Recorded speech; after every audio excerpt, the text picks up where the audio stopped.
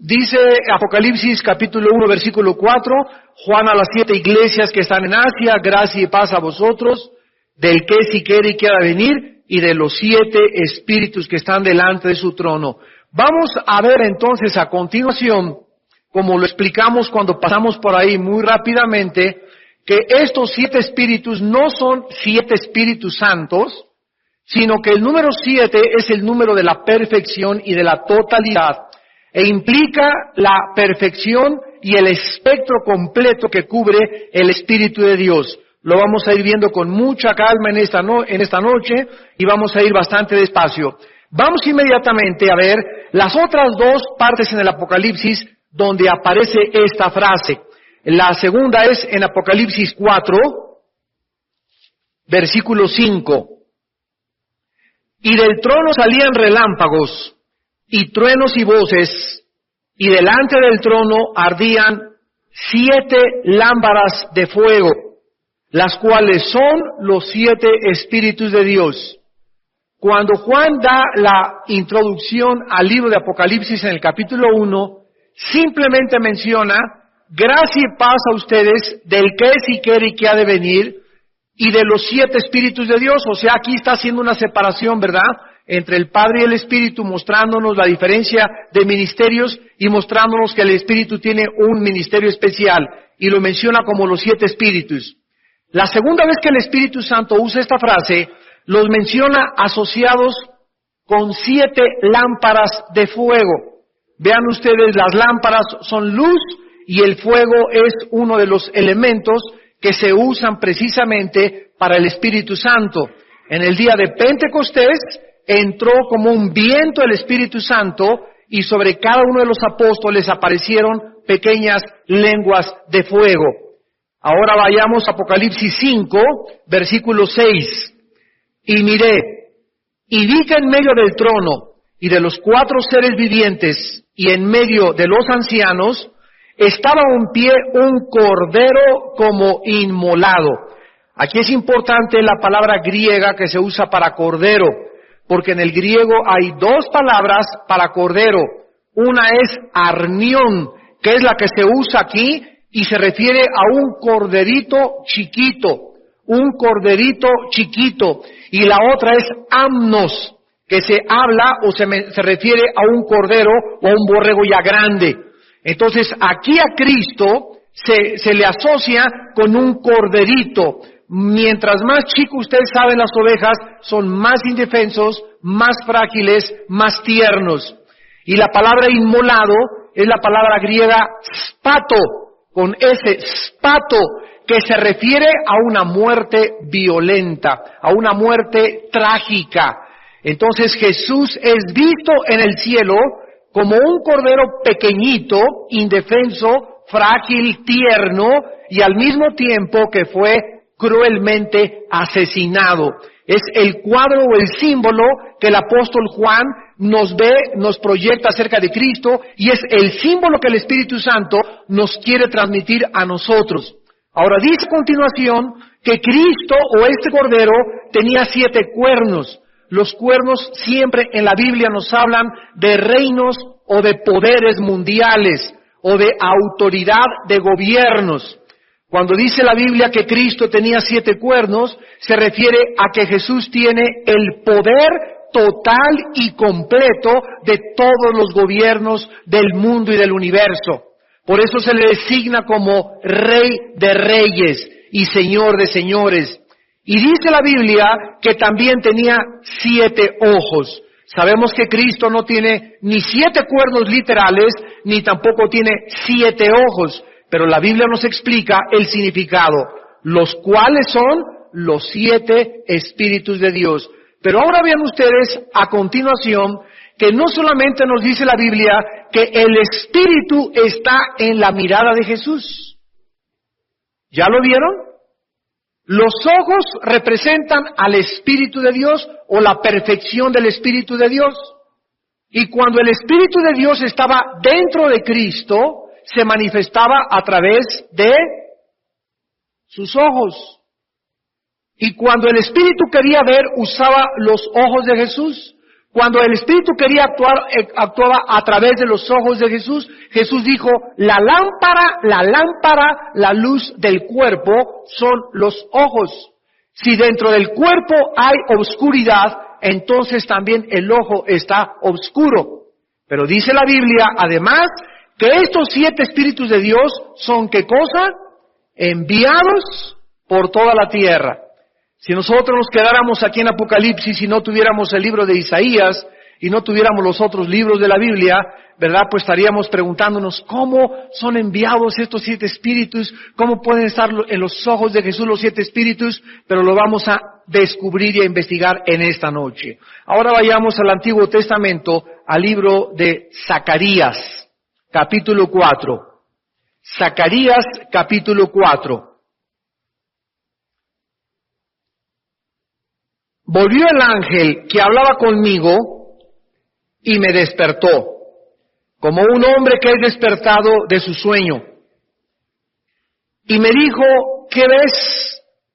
Y respondí, he mirado y he aquí un candelabro, todo de oro, con un depósito encima y sus 7 lámparas encima del candelabro.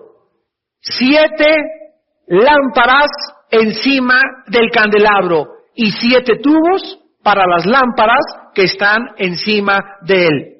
Vean ustedes que es un candelabro con 1, 2, 3, 4, 5 lámparas arriba de él. Este es exactamente el símbolo y el objeto en el cual Juan fija su vista en el capítulo 1 de Apocalipsis, cuando dice, y vi a Jesús en medio de 7 candelabros o 7 candeleros de oro. Noten ustedes que ahora son 7 luces o 7 lámparas encima del candelabro. 10. Zacarías 4. Porque los que menospreciaron el día que Ñese se alegró, y verán la plomada en la mano de Zorobabel. Estos 7 son los ojos de Jehová que recorren toda la tierra. A ver, en el Apocalipsis son 7 lámparas, son 7 ojos y están en Cristo. En el Antiguo Testamento dice que estos 7 ojos y estas 7 lámparas que están arriba de un candelabro son los ojos de Jehová, y se dice lo mismo que en Apocalipsis 5:6, recorren toda la tierra. El Espíritu Santo nos muestra noche que el poder total que estaba dentro de la tercera persona de la Trinidad estuvo en la persona de Jesús mientras Él caminó en la tierra. Jesucristo tenía estas 7 manifestaciones que vamos a comenzar a estudiar del Espíritu Santo. Era el Espíritu de Jehová, Espíritu de sabiduría, de inteligencia, de consejo, de poder, de temor de Jehová. Son 7 manifestaciones que tiene Dios y que son las mismas que tiene para todos nosotros en esta noche. No todos los cristianos, todos tenemos el Espíritu de Jehová, como lo vamos a ver en esta noche. Pero no todos tienen sabiduría, no todos tienen inteligencia, no todos tienen consejo, no todos saben aconsejar, no todos tienen conocimiento, inteligencia, sabiduría, no todos tienen el temor de Dios. Y cada vez que nosotros estamos acercándonos más a Dios y conociendo más a Dios, Él nos va a dar más sabiduría, la inteligencia aumentará dentro de nosotros, la comprensión de las cosas espirituales, y además comenzaremos a verdaderamente entender quién es Dios. La Biblia dice que estos espíritus recorren toda la tierra porque este espíritu de sabiduría, este espíritu de inteligencia, este espíritu de consejo, Dios está en esta noche y todos los días sobre los ojos de todos los seres humanos, principalmente nosotros los cristianos y los creyentes, para ver, voy a ver si Panchito le puedo dar la inteligencia, y andan recorriendo la tierra, vamos a darle a esta iglesia espíritu de sabiduría, o a esta muchacha espíritu de consejo, o a esta de inteligencia, dependiendo en la situación en la que Dios nos encuentre todos los días es en la forma como nos bendice.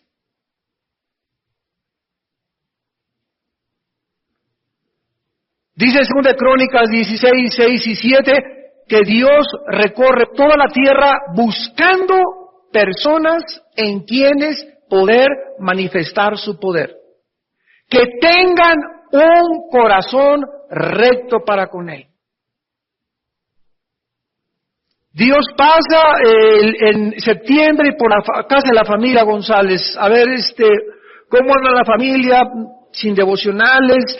Quiero que sepan algo. La Biblia nos muestra en Zacarías y nos muestra en otros libros de la Biblia que Dios tiene como jinetes y como mensajeros que recorren toda la tierra y le llevan todo el reporte y las noticias de lo que pasa en cada ciudad, en cada casa, en cada iglesia, en cada país a Dios.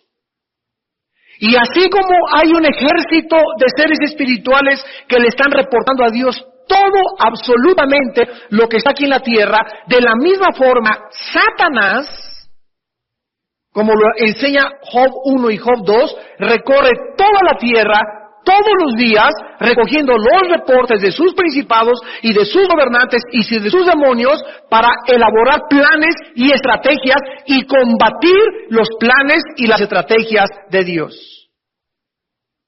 Entonces Dios recorre, en septiembre pasó a la familia González, a ver, no, pues ya tienen desde junio, julio y agosto la familia González, que ni devocionales, este hombre que es el jefe de la familia, sigue con sus películas pornográficas, sigue con sus revistas, sigue pegándole a su esposa, no es el jefe de la familia, y se van, y Dios no bendice a esa familia. Y luego en octubre viene una crisis financiera, está la familia González, Señor, ayúdanos, y levántanos, y danos trabajo, y mi hijo chocó, y pasó estas cosas, y ellos no entienden que necesitan rehacer su vida, arrepentirse y comenzar a caminar para que Dios comience a darle a esta familia González, o a esta familia Ramírez, o a esta familia X, las cosas que necesitan para la vida espiritual. Pero si tú no tienes una actitud que esté demostrándole a Dios que estás cambiando, que estás creciendo, que estás desarrollándote, que quieres la santidad, que amas la pureza y que estás luchando por eso, no recibes nada del Espíritu de Dios. Dios está buscando a quien darle más y más y más y más, pero Dios trabaja bajo una ley. Él no le puede dar algo a aquel que está reteniendo o al que ha enterrado sus talentos. Es una ley inexorable espiritual y física también. El que no tiene, aún lo que tiene le será quitado. Pero al que tiene y da, le será dado más. Y no solamente en el área del dinero, en el área del tiempo, en el área del amor, en el área de misericordia. Los ángeles vienen, vamos a sumarnos a Pancho. A ver, en esta semana, ¿a quién ha amado Pancho? ¿A quién ha abrazado? ¿A qué amigo abrazó? ¿Por quién oró? ¿Por quién se interesó? ¿Fue a la cárcel a visitar a alguien? ¿Fue a algún hospital y se preocupó por alguien? ¿Le dio un raite o un aventón a alguna persona? Todos los detalles de nuestra vida están perfectos. No os canséis de hacer el bien. Un vaso de agua que des está registrado en el reino de Dios. A su tiempo segarás si no te cansas de hacer el bien. Ahora, vayamos a Isaías 11 y comencemos a estudiar el Espíritu de Jehová, que es el primero. En Isaías 11, versículo 2, se nos enseñan las 7 características del Espíritu Santo. El espectro completo, la perfección del Espíritu de Dios. Isaías 11, 2. Y vamos en esta noche tal vez a estudiar 1 o 2. Si nos da tiempo. Y dice, vamos a ver del versículo 1, saldrá una vara del tronco de Isaí. Dios había dicho que de Abraham vendría el Mesías. Alguien podría decir, oye, pero Abraham tuvo mucha descendencia. Y nos contesta Dios, bueno, vamos a resumirla, va a salir, no de todos, de Isaí, de Isaac, no de Ismael. Bueno, sí, Señor, pero Isaac va a tener mucha descendencia. Bueno, vamos a reducirla a Jacob, vendrá de Jacob. Bueno, Jacob tuvo 12 hijos. Bueno, dice el Señor, y de los 12 a Judá. Bueno, también Judá tuvo mucha descendencia. Bueno, ahora busquen en la casa de Isaí. Pero Isaí tuvo 7 hijos, busquen en la familia de David. Y Dios nos fue estrechando y estrechando y estrechando las profecías para que supiéramos perfectamente bien cómo reconocer al Mesías. Y esta evidencia de la palabra profética es una de las más grandes evidencias que existen acerca de la veracidad y acerca de la exactitud y de la certeza y de la verdad de que la Biblia es la palabra de Dios y de que Jesús es el Mesías prometido. Saldrá una vara del tronco de Isaí. Isaí fue el papá de David. Y un vástago retoñará de sus raíces. Ahora, de este hombre que venía de David, que fue el rey David, del cual vino Jesucristo, ¿cómo dice Apocalipsis 5? ¿Cómo se llama Jesús? El león de la tribu de Judá y la raíz de David. Entonces, lo mismo que dice Juan en Apocalipsis, Isaías 750 años de Cristo lo mencionó. Él es el vástago que retoñó de entre la familia de David. Ahora dice el versículo 2, reposará sobre él espíritu de Jehová, espíritu de sabiduría y de inteligencia, espíritu de consejo y de poder, de conocimiento y de temor de Jehová. Aquí tenemos las 7 características, el espectro de las 7 manifestaciones del Espíritu de Dios, que está Dios buscando a quien poder darle cada una de estas características. Ahora, el Espíritu de Jehová es el mismo Espíritu de Hashem Adonai, es el Espíritu del Padre, es el Espíritu de Dios, es el Señor mismo, el Creador de todas las cosas, aquel que dice, en el principio Dios hizo los cielos y la tierra, y el versículo 2, y el Espíritu de Dios se movía sobre la faz de las aguas. Es el primer versículo en la Biblia donde aparece el Espíritu de Jehová. ¿Y cómo aparece el Espíritu de Jehová? En el primer versículo de la Biblia y en el segundo, moviéndose. La palabra se movía es en el hebreo empollar. Como la gallina se para arriba de los huevitos y comienza a hacerle así la gallina para empollar los huevitos, así se retrata el Espíritu Santo sobre el planeta Tierra. Como una gallina cubre a un planeta, el Espíritu Santo cubrió la Tierra y la hizo empollar. La hizo que la Tierra produjera vida. Desde el principio, el Espíritu de Dios es el autor y el que da la vida. Es el Espíritu que dice en Juan 4:24, mi Padre es Espíritu, dijo Jesús. Dios es Espíritu, y los que le adoran en espíritu y en verdad le tienen que adorar. Es el Espíritu de Isaías 40, versículo 13, que dice, preguntando el profeta, ¿quién enseñó al Espíritu de Jehová o le aconsejó enseñándole? Ese Espíritu de Jehová, no hay nadie en el universo que pueda enseñarle nada. Nadie ni nada, nadie le pueden enseñar. Imagínense ustedes quién puede ser superior al Espíritu de Jehová, al Espíritu de Dios, o quién le puede aconsejar. Oye, pues te aconsejo que no hagas eso. Te aconsejo que hubieras cambiado mejor de plan y no hubieras permitido eso que pasó allá abajo en la tierra. Cualquier duda que tengamos nosotros de por qué Dios actúa así, nos coloca como maestros de su Espíritu.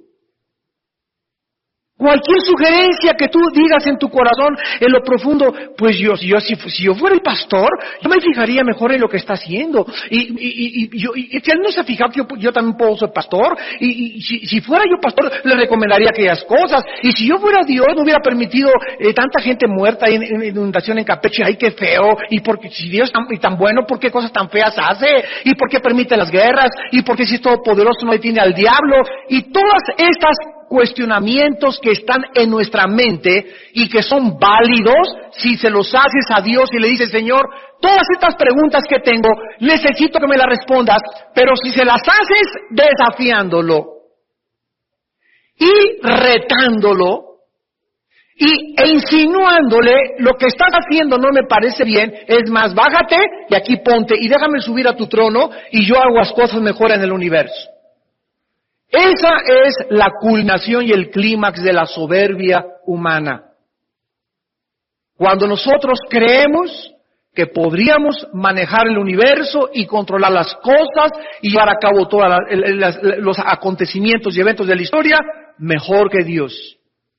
En ese momento nosotros nos ponemos como maestros de Dios. Y el profeta preguntó hace 2750 años, ¿quién enseñó al Espíritu de Jehová? ¿Quién le aconsejó enseñándole? ¿A quién, dice el versículo 14, a quién le pidió consejo para ser avisado? ¿Quién le enseñó el camino del juicio? ¿O le enseñó conocimiento o le mostró la senda de la prudencia? La respuesta es nadie. Bueno, ese es el Espíritu que estaba dentro de Jesús. ¿Se imaginan? Dice Colosenses 2, versículo 2, en Cristo están todos los secretos de la sabiduría y del conocimiento. Si alguna persona en este universo que nos rodea anhela conocer y anhela saber y busca respuestas a las tres principales incógnitas de la filosofía, de dónde venimos, quiénes somos y a dónde nos dirigimos, las vas a encontrar en la persona de Jesús. En ningún gurú, en ninguna religión, en ningún sistema comunista, en ningún sistema filosófico, en ninguna biblioteca de ninguna parte del mundo. La verdad no es un concepto, la verdad es una persona. No es un concepto filosófico, la verdad moral y espiritual es una persona y se llama Jesús. Cuando Pilato estuvo enfrente a Jesús y le dijo en Juan 18, ¿qué es la verdad? Jesús se quedó y le contestó, yo para eso he venido a este mundo, para dar testimonio de la verdad. Todo el que es de la verdad, oye mi voz. Y Pilato le dice, ¿la verdad? ¿Qué es la verdad? Pilato, en ese momento creyó que Jesús le iba a contestar, pues la verdad es esto y esto. Pero Pilato nunca supo que tenía a la verdad enfrente de él. Jesús no le contestó porque él era la verdad. Jesús no le contestó porque no era una respuesta filosófica la que Pilato necesitaba. Él tenía la personificación de la verdad enfrente de él. Y cuando nos damos cuenta que la verdad es una y no es relativa ni subjetiva, en ese momento nos podemos descubrir que nadie, absolutamente nadie puede contestar qué es la verdad más que el Hijo de Dios. Ahora, este espíritu de Jehová que estuvo sobre Jesucristo, es importante que comencemos a entender cómo operaba, porque si aprendemos cómo operaba en el Antiguo Testamento, vamos a descubrir cómo operaba en el Nuevo Testamento. Y, escúchenme, vamos a ver cómo opera en Apocalipsis. Porque recuerdan cuando estuvimos estudiando hace 2 o 3 conferencias, que Jesús, cuando bajó al mundo, bajó bajo la ley. Y cuando Jesucristo estuvo en este mundo, no sabía todo. No sabía todas las cosas porque no estimó el ser igual a Dios, se despojó de sus prerrogativas, de muchas cosas que él tenía y se puso debajo del Padre y guiado por el Espíritu Santo. Cuando Jesucristo resucita, sube al cielo, es glorificado, es sentado a la diestra del Padre, es puesto sobre todos los tronos y principados del universo, es Señor de señores y Rey de reyes, desde hace 2000 años en el universo allá arriba, y entonces Él baja a la tierra y se le aparece a Juan, y cuando se le aparece a Juan Jesucristo, ya es el Cristo que ha recibido la corona, ya es el Cristo que entró al lugar santísimo, ya es el Cristo glorificado, ya es el Cristo exaltado, ya es el Cristo vencedor, es el Cristo victorioso, y cuando baja aquí le dice a Juan, ahora tengo las llaves de la muerte y del Hades. Antes no las tenía. Hasta después de que Él venció y resucitó, se le entregaron las llaves de la muerte y del Hades. Para que Él pudiera tener las llaves de la muerte, tenía que haber vencido antes a la muerte. En el libro de los Jueces, vamos rápidamente a Jueces capítulo 6, vamos a ver un ejemplo, cómo operaba el Espíritu Santo. El Espíritu de Jehová, o el Espíritu Santo, que son sinónimos, Ruach el Kadosh, el Espíritu Santo, operaba en el Antiguo Testamento temporalmente. Temporalmente. En otras palabras, el Espíritu de Dios bajaba sobre una persona como los jueces, lo vamos a ver sobre Gedeón, Sansón, David, y los capacitaba, los habilitaba para el servicio a quien Dios los había llamado, y ese espíritu se subía otra vez y ya no operaba en esa persona. Y las personas lo sabían, ¿verdad? Sansón lo descubrió porque cuando el espíritu venía sobre Sansón, Sansón no hacía pesas, ni tomaba anabólicos, ni chochos, ni cosas de esas, sino que Sansón debía su fuerza extraordinaria a que el Espíritu Santo entraba dentro de él, y cuando el Espíritu estaba dentro de Sansón, Sansón podía, lo vamos a ver, ¿verdad?, matar a 300 filisteos, podía cargar una puerta de 350 kilos, podía agarrar a un león así como si fuera un cabrito y hacerle así en las quijadas, y podía tener una fuerza extraordinaria. Pero Sansón descubrió trágicamente que ese espíritu, él no lo manejaba, él no podía decirle cuándo lo ungiera, sino que el Espíritu Santo estaba sobre Sansón, y cuando el Espíritu Santo se iba de Sansón, Sansón era igual como tú y como yo. Y un día lo amarraron a Sansón, y él, creyendo que el Espíritu Santo era su siervo y que hacía lo que él quería y podía dar la fuerza cuando él quería, comenzó y nada, y dice la Biblia, es que no sabía que el Espíritu de Dios le había abandonado. Y trágicamente descubrió Sansón que el Espíritu Santo no era su siervo, ¿verdad? Y que él no era el que mandaba al Espíritu Santo, sino que soberanamente operaba sobre él. Pero Sansón fue un hombre tan sensual y le gustaban tanto las mujeres, y no pudo poder controlar su sensualidad, que finalmente Dios le abandonó y le dejó. Y lo agarraron, le sacaron los ojos, le cortaron el pelo, lo hicieron un payaso, se burlaron de él, y finalmente, en la gracia y soberanía de Dios, le permitió Dios recargar sobre 2 columnas y morir debajo de todos los filisteos. Lo que Sansón no hizo en la vida, lo hizo en el momento de su muerte. Dice aquí en Jueces 6, versículo 34, entonces el Espíritu de Jehová vino sobre Gedeón, y cuando éste tocó el cuerno, los abiseritas se reunieron con él. Jueces 14. Es muy importante la palabra sobre. Jueces 14:6. El Espíritu de Jehová vino sobre, no dentro de, sobre Sansón, quien despedazó al león como quien despedaza a un cabrito, sin tener nada en su mano, o sea, con las puras manos, y no declaró ni a su padre ni a su madre lo que había hecho. Jueces 15. Versículo 14, y así que vino hasta Leí, está hablando de Sansón, 15:14, Jueces. Los filisteos salieron gritando a su encuentro, pero el Espíritu de Jehová vino sobre él, y las cuerdas que estaban en sus brazos volvieron como lino quemado con fuego, y las ataduras se cayeron de sus manos. Y hallando una quijada de asno fresca, extendió la mano y la tomó, y mató con ella a 1000 hombres. ¿Se imaginan ustedes con una quijada de un burro o de un animal matar a 1000 hombres, 1 contra 1000? ¿Se imaginan 1 contra 1000? O sea, te rodean 1000 personas. Digo, ¿qué probabilidades tiene salir vivo? Ninguna. Por más fuerte, por más karateca, por más Jackie Chan que te digan. Pero era porque el Espíritu venía sobre él. Ahora vayamos a 1 Samuel. Ahí después de Jueces sigue Samuel. Para que no te vayas a Apocalipsis. 1 Samuel 16. Versículo 13. 1 Samuel 16, 13. Y Samuel tomó el cuerno del aceite y lo ungió en medio de sus hermanos. Desde aquel día en adelante, el Espíritu de Jehová vino sobre David. Desde aquel día en adelante, el Espíritu vino sobre David. Y se levantó luego Samuel y se volvió a Ramá. Vemos nosotros que entonces el Espíritu Santo venía sobre las personas, las capacitaba y les daba poder.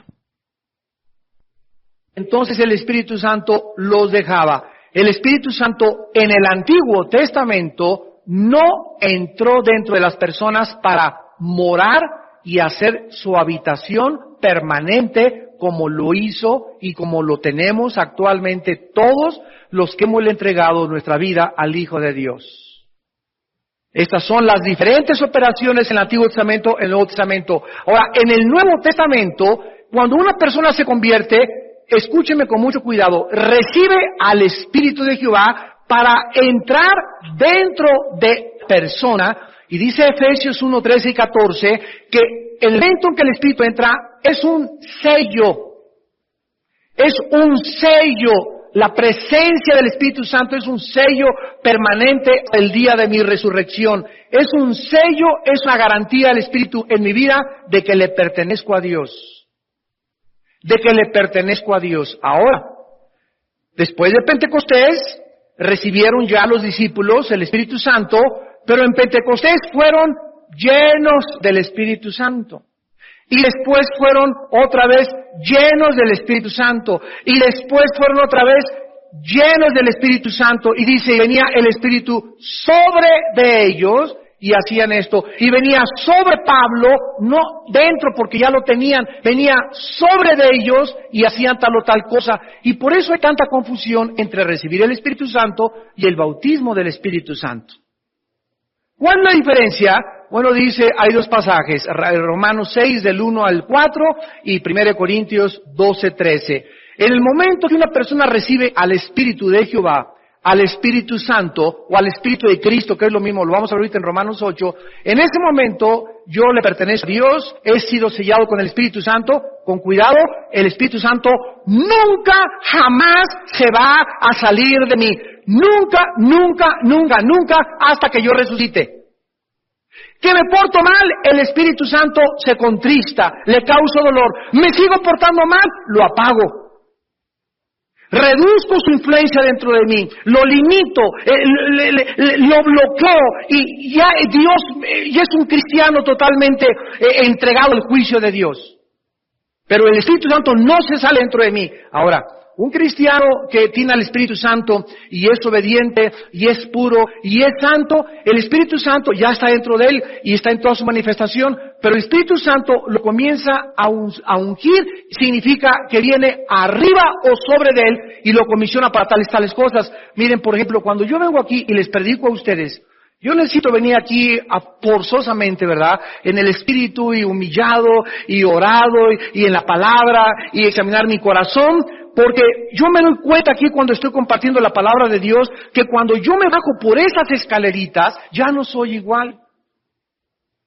Y el día que yo quiero, ahorita voy a aventarme un sermón, si no tengo al Espíritu Santo y en ese momento no está sobre de mí, si no tengo esa unción, no puedo predicar igual. Puedo predicar en la carne y puedo dar un gran sermón, pero no está la gloria de Dios en mi vida, ni la presencia del Espíritu Santo en mi vida.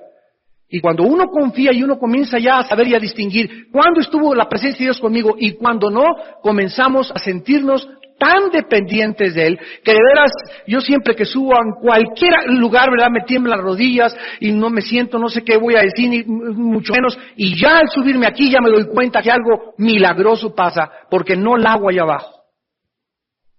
Y qué bueno que Dios nos recuerde continuamente eso. Como dice Pablo, cuando fui a ustedes fui con mucho temblor y con mucho temor, y me temblaban las rodillas, hasta puse no saber ninguna otra de Cristo y a este crucificado. Entonces es maravilloso descubrir nuestra dependencia, nuestra necesidad de que no es Espíritu Santo. Si dan un buen sermón, Padre, gracias porque tú lo hiciste a través de mí. Nunca, nunca, nunca te enorgullezcas de ninguna cosa que hagas en la vida. Siempre dale la gloria a Dios para que el Espíritu Santo no se contriste dentro de ti. No vas y digas, ay, qué padre canté, ¿verdad? Ni Pavarotti. Y qué bien me salió esto, no hombre, qué bárbaro, es buenísimo, ¿no? Con la guitarra, qué bruto, yo con el saxo, con la trompeta, con lo que sea. El momento que comenzamos a sentir que somos algo o alguien, ofendemos al Espíritu de Dios. Y esa es la razón por la cual es tan importante recordar, Dios está cercano a los quebrantados y contritos de espíritu. ¿Quieres que se acerque Dios a tu vida? Quebrántate y mantente humillado. ¿Quieres que Dios, lo contrario, quieres que Dios se aleje a tu vida? Comienza a sentir o a creerte que eres algo o alguien. Y así espantas a la paloma.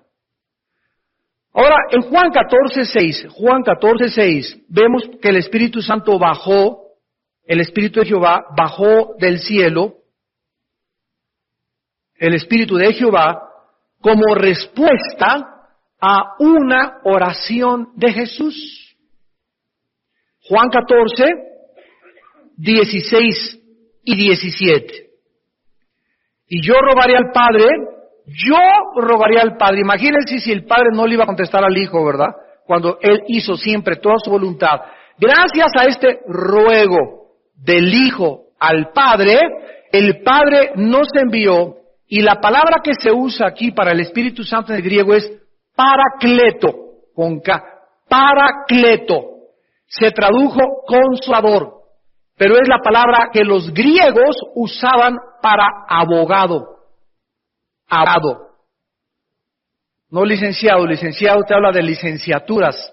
Abogado. La palabra abogado implica alguien que es llamado al lado de otra persona para defenderla, para abogar por ella, para pelear su caso en su lugar de él, con los derechos. Mientras el preso está en la cárcel, el preso no puede salir, hay alguien que lo representa ante los juzgados, ante los jueces, que lo defiende, pide su causa, presenta las pruebas, etcétera, etcétera. Esta es la palabra que se usa para el Espíritu Santo. ¿Por qué? Bueno, aquí lo dice, para que esté con nosotros. El Espíritu Santo es llamado el Paracleto por Jesús, porque el Espíritu Santo viene a nuestra vida, dentro de nosotros, dice Romanos 8, a interceder en nuestro lugar, porque como hemos de pedir, no sabemos. Entonces, cuando yo caigo de rodillas, hoy en la noche, mañana cuando me levante, o cuando estoy orando, muchas veces no sé qué pedirle a Dios. O no sé exactamente si lo que estoy pidiendo es egoísta o a lo mejor debo pedir por otras cosas más importantes. Entonces yo me tengo que recluir, caer en hinojos y comenzar: Padre Santo, te alabo, te bendigo. Es maravilloso cuando comienzas a adorar a Dios y no le pides nada, nada más adorarlo. Padre, bendito sea tu nombre, bendito sea Jesús. Comienzas a tener paz, comienzas a ponerte tranquilo contigo y con Dios, comienzas a tranquilizarte, comienzas a estarte quieto delante de Dios 10, 15 minutos. Si tú te aprendes a esperar en oración a que el Espíritu Santo comience dentro de ti a salir y a revolotear, y después de que estás orando y alabando a Dios, y el Espíritu Santo siente tu sinceridad, Él siente tu conciencia, Él siente que tu arrepentimiento. Si el Espíritu siente todas esas cosas, el Espíritu comienza a abrir nuestro entendimiento y a iluminarnos para que pidamos guiados por Él. Y cuando nuestra oración es guiada por el Espíritu de Dios, tenemos la 100% de seguridad que Dios nos contesta. Porque es el Espíritu el que intercede con gemidos indecibles. Y estas no son lenguas, como muchos creen. Ahí dice gemidos que no se pueden decir, o sea, la intención de tu espíritu. Él comienza a sentir lo que más profundo deseas. A lo mejor la hermana le está pidiendo a Dios por otra hermana, pero la hermana en su corazón anhela que su hija se salve. El hermano anhela que su hijo deje las drogas. Y él sabe la intención y el deseo de nuestro corazón. Y cuando nos ven esa pureza y en esa santidad, el Espíritu Santo comienza a fluir a través de nosotros, a iluminar nuestros pensamientos, para que comencemos a pronunciar palabras que a lo mejor ni siquiera nos salen de la boca, pero la pura intención la conoce el Espíritu, se la comunica al Padre y el Padre nos da la respuesta porque es conforme al Espíritu de Dios nuestra oración. Esto se llama en Efesios 6:18 orar en el Espíritu. Y tampoco es lenguas necesariamente. Muchos creen que nada más en lenguas es en el Espíritu y todos los que no hablan en lenguas pues hablan en la pura carne, ¿verdad? Eso es ridículo, ¿verdad? Son enseñanzas tan tontas. Dice: rogaré al Padre, les dará otro consolador.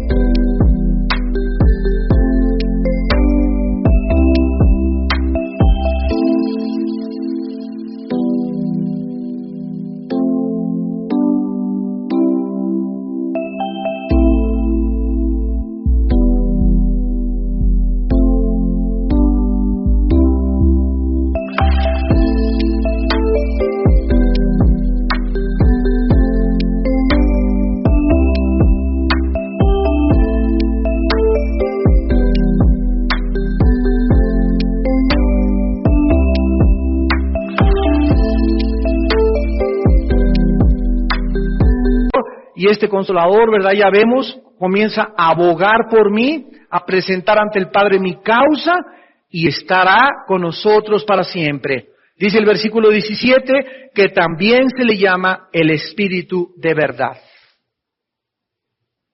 ¿Qué es la verdad? Jesús dijo, yo soy la verdad.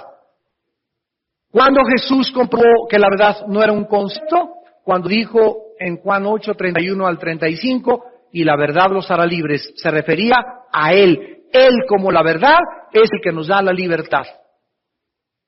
Entonces, cuando dice la Biblia que el Espíritu de Jehová es el Espíritu de verdad, esto es tremendo. Nos está revelado que hay una sola verdad en el universo. Miren, el discurso de bienvenida de una de las principales universidades de Estados Unidos a los estudiantes el primer día. Escuchen lo que el director de la universidad le dijo a los estudiantes el primer día de clases en una de las mejores universidades de Estados Unidos. Bienvenidos, quiero que sepan todos ustedes que aquí hay absoluta tolerancia para todos los credos, para todas las religiones, para todos los temas de pensamiento y para todos los estilos sexuales y de vida que cada quien tenga.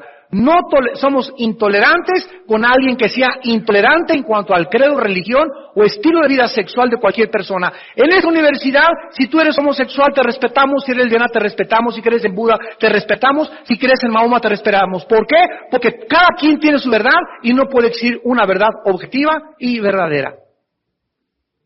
Suena bien, ¿verdad? Sin embargo, debajo de esto se encuentra la filosofía de un español que escribió un libro que se llama El mito nacionalista. Y en este libro él explica que no se puede determinar quién tiene la verdad porque cada persona tiene su verdad. Y tú, estudiante que me estás escuchando, vas a ir a la secundaria y vas a ir a la preparatoria y vas a comenzar a hablar de Cristo y vas a escuchar esto y te van a decir, es que esta es tu verdad, déjame a mí en mi verdad y no te metas porque todos tenemos nuestros diferentes puntos de vista de la vida. Esto se llama subjetivismo o relativismo filosóficamente. O sea, no existe una verdad absoluta, son muchas verdades y cada quien tiene su punto diferente de la verdad. En otras palabras, cada quien tiene la razón, cada quien tiene el derecho de determinar por sí mismo qué es la verdad. Imagínense nada más qué es el mundo y la cultura en la que estamos viviendo. Y cuando un estudiante, cuando una persona, cuando un cristiano, cuando un pastor, cuando un teólogo se enfrenta ante este ataque filosófico, principalmente a nivel universitario, pues entonces todos los universitarios comienzan a querer se la di, pues yo soy así, nadie se meta conmigo, y entre ustedes tampoco se metan conmigo, y entonces ahí es cuando nosotros entramos a un punto de debate donde se llama la intolerancia del cristianismo.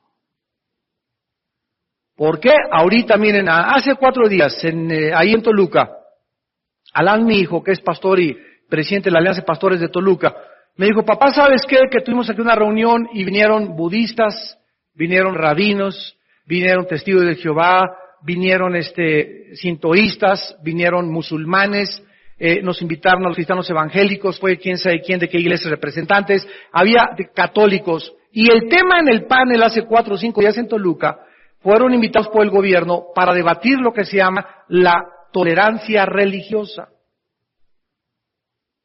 El gobierno está muy interesado de que todas las ARs, las asociaciones religiosas, seamos tolerantes unas con otras. Y la tolerancia cabe entre nosotros en el sentido, por ejemplo, el cristianismo se diferencia del catolicismo, se diferencia de los musulmanes, en que el catolicismo y los musulmanes y los mahometanos obligan a la gente a que sea musulmana y si no se le considera infieles y usan la fuerza para convertirlos. Y la meta del mundo musulmán es convertir a Occidente a través de la fuerza y matar inclusive al que se resista. Y esto está en el libro del Corán. El cristianismo se diferencia en que Jesús dijo, el que cree, venga a mí y beba. El que tenga sed, venga a mí beba. Y de tal manera para que cualquiera que en mí crea no se pierda, mas tenga vida eterna. Dios nos invita a que vengamos a Él. Nosotros nunca obligamos ni forzamos a nadie a venir a Jesús. Entonces somos tolerantes y no vamos a atacar a los mormones, ni a los católicos, ni a los musulmanes, etcétera, etcétera. Pero cuando se trata de definir quién tiene entre todas las religiones de la verdad, y el budista dice que él, y el musulmán dice que él, y el judío dice que él, cuando el cristiano repara y relincha y se levanta y dice, un momentito, es importante.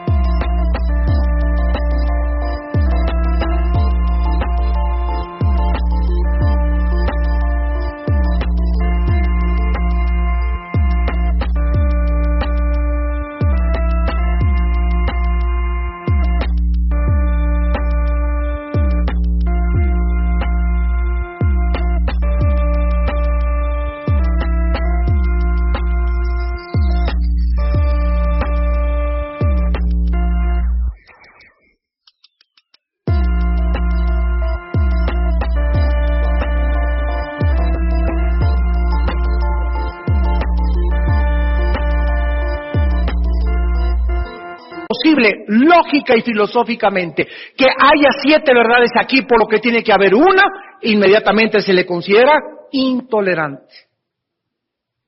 Se le acusa de revoltoso, orgulloso, exclusivista, radical, y que el panzoncito gordito que tú tienes, que es Buda, ¿es la verdad? Mira, quiero decirte una cosa, cuando estamos tratando de determinar quién es el que tiene la verdad, se necesita forzosamente investigar las evidencias. Miren rápidamente un ejemplo, aunque me tome aquí un poquito más de tiempo. 11 de septiembre de 2001, 19 muchachos árabes se van contra 2 torres de Nueva York y las destruyen. Y después sale a la luz que estos 19 jóvenes estaban, escúchenme, convencidos de su verdad, de que Alá es el Dios y que a través de la violencia, después del choque contra las torres, lo estaban esperando 12 mujeres en el cielo y la eternidad para siempre. Por otro lado, los Estados Unidos de Norteamérica dicen, estos son terroristas, estos son asesinos, estos son estos. Ellos dicen, los árabes, no es cierto, son ustedes, son hijos del gran Satán. Estados Unidos dice, los vamos a perseguir. La pregunta ahorita es, ¿quién de los dos dice la verdad? ¿Quiénes tienen la razón? ¿Los terroristas o los Estados Unidos que los acusaron de asesinos y ladrones? Ahora, si decimos que los terroristas tienen la verdad, y si tú dices que Estados Unidos tiene la verdad, la pregunta es, demuéstramelo. ¿Basado en qué cosas? Porque basados en su religión, ellos estaban totalmente seguros, convencidos, al grado que la noche anterior se les mandó una carta de los dirigentes árabes, tal vez de Bin Laden, que decía, jóvenes, acuérdense que mañana pórtense como héroes, los espera el paraíso, muerte a los infieles, y tengan valor y nunca retrocedan para atrás. Todos leyeron esta carta 24 horas antes y estaban tan convencidos que se fueron con una frialdad y con una certeza de que realmente el suicidio era para ellos lo mejor. Por otro lado, condenamos esto en Occidente. ¿Quién tiene la verdad? Bueno, nosotros tenemos que investigar, en primer lugar, quién está detrás de ellos, y detrás de ellos está Mahoma. Y detrás del otro punto de vista está la Biblia. Si nosotros no tuviéramos la Biblia, entonces la verdad sería relativa, porque unos dirían, los nazis estaban convencidos, ellos, y quién lo puede dudar, de que la raza aria iba a ser la raza que conquistaría el mundo. Occidente dijo, no es cierto, vamos a atacarlos, y quitaron a Hitler del poder. Agarraron a los sobrevivientes, los llevaron al juicio de Nuremberg, en Alemania, en Berlín, y los pusieron bajo la Corte de Justicia Internacional de la Haya, y les reclamaron que por qué haber matado. Los generales alemanes, ex-nazis, se pararon y contestaron al Occidente, es que para nosotros los judíos eran ratones, para ustedes simbolizan algo, pero ustedes no tienen el derecho de quitarnos el punto de vista que tenemos de los demás seres humanos en el mundo. Y sácalos de ahí. ¿Cuál es la conclusión? Te vuelvo a repetir, si no tuviéramos un parámetro, si no tuviéramos una medida, si no tuviéramos una norma, si no tuviéramos un patrón que pudiera determinar y comparar uno con el otro, viviríamos en un mundo relativista, donde cada quien haría lo que le da la gana. ¿Sabes qué? Yo soy homosexual, no te metas conmigo. Yo así nací, es mi estilo de vida, así lo creo y voy a adoptar hijos. Tú ten lo que quieras, no te metas conmigo, yo no me meto contigo. Y cada quien, repito, tendría su verdad relativa. Desgraciadamente no es así. ¿Por qué no es así? Porque Dios intervino en el escenario humano, mandó a Jesucristo, nos dejó la Biblia y encontramos en la Biblia el único libro que contiene verdades absolutas. Todas las verdades en la Biblia dicen, así tiene que ser. Escucha, la verdad relativa del mundo es verdad para ese tiempo, es verdad para ese pueblo, es verdad para los nazis, es verdad para los árabes. Las verdades absolutas te dicen esto: la verdad es verdad para los tiempos de los nazis, es verdad para los chinos, es verdad para el siglo XX, para el siglo XVIII, para el siglo X, y las verdades iguales, morales, éticas y filosóficas no pueden cambiar. Si algo cambia la verdad, deja de ser verdad. Ya no es verdad, es absolutamente relativo. Y cuando nosotros no entendemos, mañana voy a hablarles a los jóvenes en el campamento de esto, de las convicciones y de la filosofía relativista y el objetivismo que existe actualmente dentro de los creyentes cristianos y que debe existir, porque la verdad cristiana es una verdad objetiva, no es una verdad subjetiva, relacionada o dependiendo del ser humano o de los cambios del ser humano. Y este es el mensaje que el mundo necesita, porque este mensaje no lo puede comunicar nadie más que la Biblia. Y tú lo tienes en tu casa y yo lo tengo en mi corazón. Pero muchos no lo conocen lo suficientemente bien para defenderlo. Y para ver la objetividad, y para ver la claridad, y para ver la transparencia, y para presentarle al mundo y mostrarle. Y esto hace enojar al mundo, repito, porque el mundo no quiere que haya un patrón, ni haya una verdad absoluta, ni haya una realidad.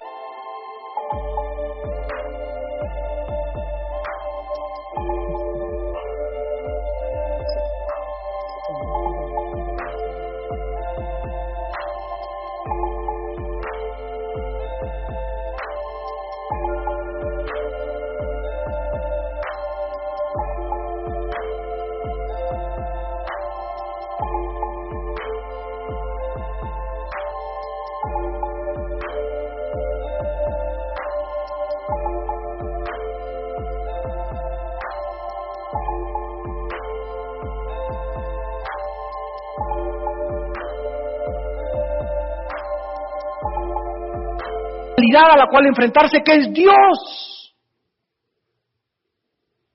¿Y qué es lo que ha hecho el mundo? Sustituir, Romanos 1, la verdad por la mentira, dándole culto mejor a la criatura. El ser humano, en lugar de adorar a Dios, buscan a un líder religioso vestido de blanco, o buscan a uno pelón, o buscan a uno gordito, o buscan a algún ave, o buscan al cielo, o buscan la luna, o se van a Teotihuacán a adorar al sol. Pero el ser humano está buscando desesperadamente a través de quien canalizar esa conciencia que Dios nos ha dejado dentro de nosotros y que se llama en el libro de Eclesiastés capítulo 4, la eternidad. Dios puso la eternidad dentro de nosotros para que nosotros supiéramos que hay un vacío muy profundo en nuestra vida y que necesitamos llenarlo, y el único que lo puede llenar es el Hijo de Dios, Jesucristo. Y finalmente, vamos rápidamente a Romanos 8, les quiero enseñar que este Espíritu de Jehová es el Espíritu que moró en el Hijo y es el Espíritu que mora en nosotros. ¿Se acuerdan ustedes que en Isaías 61, el profeta hablando de Cristo dijo, el Espíritu de Jehová el Señor está sobre mí? ¿Recuerdan, verdad? ¿Está qué? Sobre mí. ¿Cuándo recibió Cristo al Espíritu de Dios? Cristo tenía al Espíritu de Dios desde que nació. Pero caminó Cristo 30 años, 1, 2, 3, 20, 25, 30 años. Y durante 30 años el Espíritu de Dios estaba dentro de él. ¿Por qué? Porque dice en Hebreos 5 que conforme padeció, aprendió la obediencia, a los 12 años sorprendió con su sabiduría a los intérpretes, a los sabios de la ley en Jerusalén. Ella tenía el Espíritu de Dios, pero vino sobre él a los 30 años en su bautismo en el río Jordán. A los 30 años. Sobre él. Ya lo traía dentro de él, pero no es hasta que está sobre de nosotros que somos comisionados para el servicio. 30 años Cristo no le habló a nadie del Evangelio. Durante 30 años no sanó ni una tos ni una gripa. Durante 30 años no echó a ningún demonio fuera. No hizo nada hasta que el Espíritu vino sobre de él.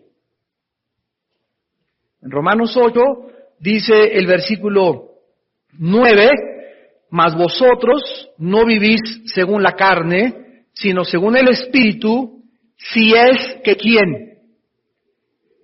Con lupa, saquen una lupa. Si es que el Espíritu de Dios mora en vosotros. Ahora miren lo que el Espíritu Santo hace. Y si alguno no tiene el Espíritu de ¿quién? ¿Cuántos espíritus tenemos dentro de nosotros? ¿Perdón? Dice la Biblia que el Espíritu del Padre y el Espíritu de Cristo es uno. Tenemos al Espíritu del Padre y tenemos al Espíritu de Cristo dentro de nosotros. ¿Por qué? Porque Cristo es Espíritu y lo tenemos dentro de nosotros cuando lo recibimos como Salvador. Ahora, vayamos más adelante, Romanos 8, versículo 11, ahí mismo, capítulo 8, versículo 11. Y si el Espíritu de aquel que levantó de los muertos, ¿quién es aquel? El Padre. ¿Cómo que Cristo? Y si el Espíritu de aquel que levantó de los muertos a Jesús, aquel es el Padre, o sea, y si el Espíritu del Padre, que fue el que levantó a Jesús de los muertos, mora en vosotros, ¿verdad? Otra vez se vuelve a decir que el Espíritu de Jehová está morando dentro de nosotros, dice, el que levantó los muertos a Cristo Jesús, o sea, el Padre, vivificará también vuestros cuerpos mortales por su Espíritu que mora en vosotros, o sea, Dios el Padre, con su Espíritu, lo envía, le da vida a Jesús, lo levanta entre los muertos, y ese Espíritu que resucitó a Cristo hace 2000 años, está dentro de nosotros morando, y cuando nosotros moramos, va a hacer lo mismo. ¿Qué hizo con Jesús? El Padre levanta a su Hijo como garantía, dice 1 Corintios 15, si Cristo no resucitó de los muertos, somos los más dignos de lástima. Pero es el mismo Espíritu el que nos va a levantar a nosotros. Versículo 14. Porque todos los que son guiados por el Espíritu de Dios, estos son hijos de Dios. Versículo 16. El Espíritu mismo da testimonio a nuestro espíritu de que somos hijos de Dios. ¿Cuántos espíritus tenemos dentro de nosotros? Dos. El Espíritu del Padre y mi Espíritu propio. El Espíritu da testimonio a nuestro espíritu. Cuando nacimos de nuevo, nuestro espíritu volvió a vivir.